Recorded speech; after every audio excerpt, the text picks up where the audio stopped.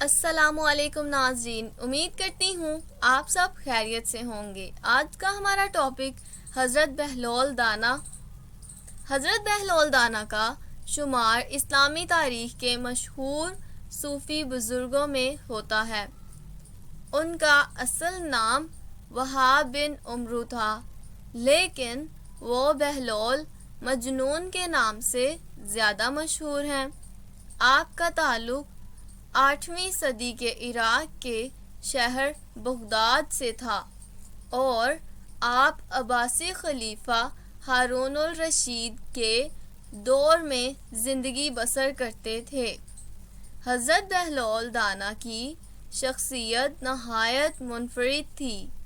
بظاہر وہ ایک پاگل اور دیوانے نظر آتے تھے، لیکن حقیقت میں وہ ایک عارف اور حکیم تھے جن کی باتوں میں گہری حکمت اور معرفت ہوتی تھی۔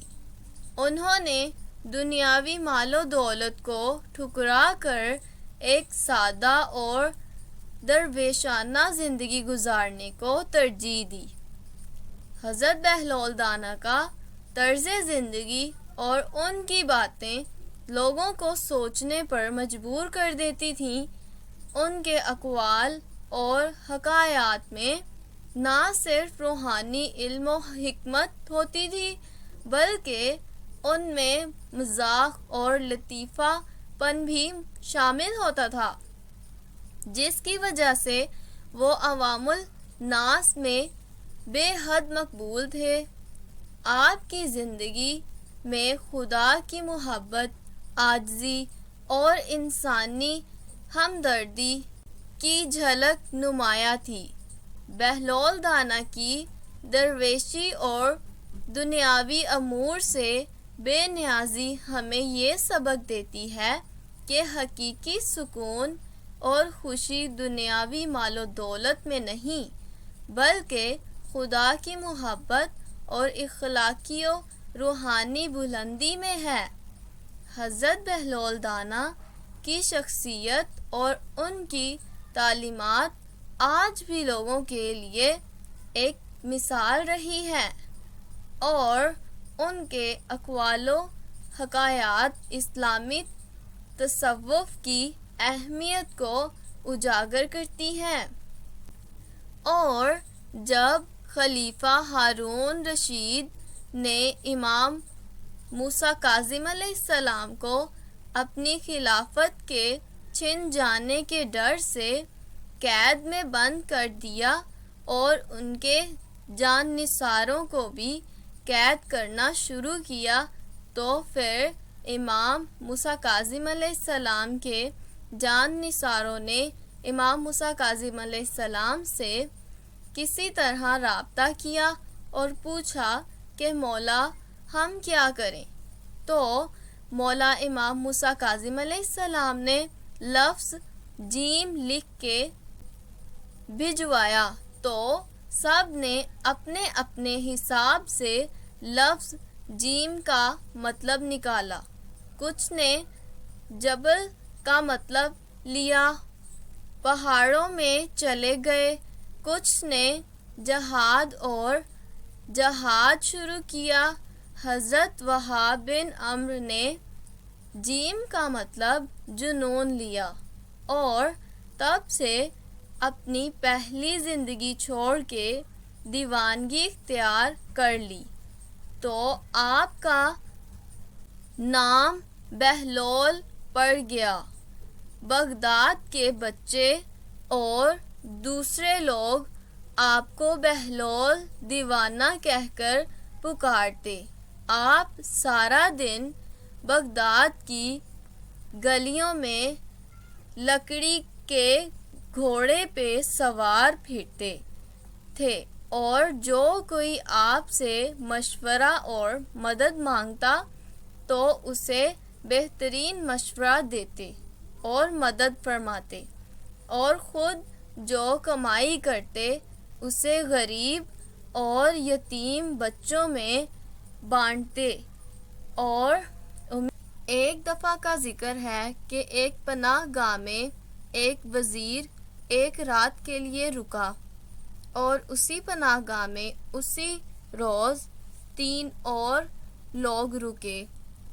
ایک کا پیشہ مویشی خریدنا اور گوشت بیچنا تھا، دوسرے کا پیشہ روٹیاں بیچنا تھا اور تیسرے کا پیشہ عطر خوشبو بیچنا تھا۔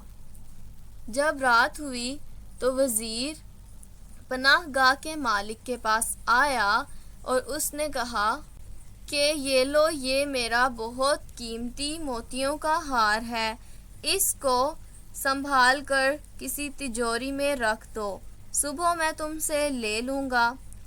اس نے کہا کہ آپ اپنے ہاتھوں سے اس کو رکھیں، اور اس کو چابی بھی دے دی، اور 3 لوگ یہ منظر دیکھ رہے تھے، اور رات ہوئی، سب سو گئے اور پتہ نہیں کیسے اس کی چوری ہو گئی۔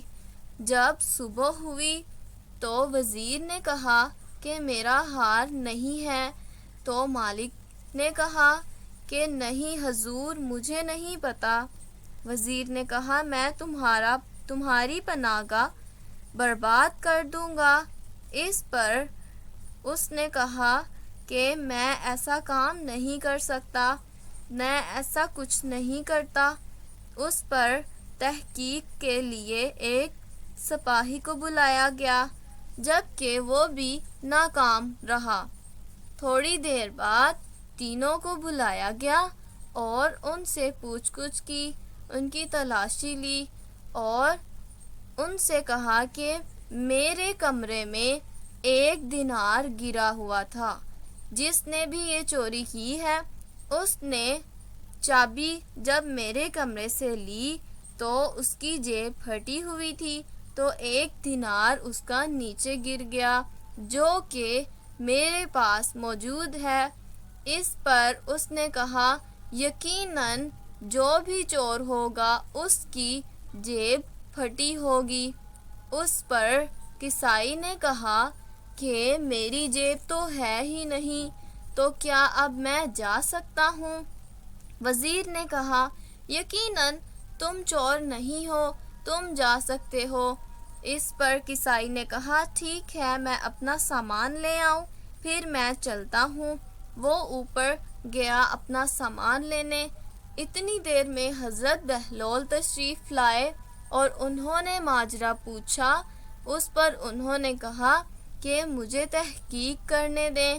انہوں نے کہا کہ دینار مجھے دے دو۔ انہوں نے جب دینار پکڑا تو انہوں نے سونگھا اور اس کے بعد ان سے سب سے پوچھا کہ بتاؤ تم لوگ کون کون سا پیشہ کرتے ہو؟ اس پر حضرت بہلول نے کہا کہ عطر بیچنے والا اور روٹیاں بیچنے والا بے قصور ہیں۔ اور تو حضرت بہلول نے کہا میں اس کا ثبوت بھی دے سکتا ہوں، لیکن ایک برتن میں پانی لایا جائے۔ جب ایک برتن میں پانی لایا گیا اور اس سکے کو اس پانی میں ڈالا تو اوپر تری آ گئی، یعنی وہ سکہ کسی کسائی کا تھا۔